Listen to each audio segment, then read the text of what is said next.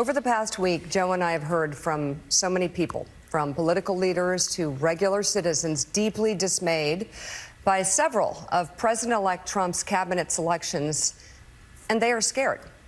Last Thursday, we expressed our own concerns on this broadcast and even said we would appreciate the opportunity to speak with the president-elect himself. On Friday, we were given the opportunity to do just that. Joe and I went to Mar-a-Lago to meet personally with President-elect Trump. It was the first time we have seen him in 7 years. Now, we talked about a lot of issues, including abortion, mass deportation, threats of political retribution against political opponents, and media outlets. We talked about that a good bit. And it's going to come as no surprise to anybody who watches this show, has watched it over the past year or over the past decade, that we didn't see eye to eye on a lot of issues, and we told him so. What we did agree on was to restart communications. My father often spoke with world leaders with whom he and the United States profoundly disagreed.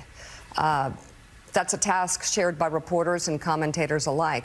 We had not spoken to President Trump since March of 2020, other than a personal call Joe made to Trump on the morning after the attempt on his life in Butler, Pennsylvania. In this meeting, President Trump was cheerful, he was upbeat, he seemed interested in finding common ground with Democrats on some of the most divisive issues. And for those asking why we would go speak to the president-elect during such fraught times, especially between us, I guess I would ask back, why wouldn't we?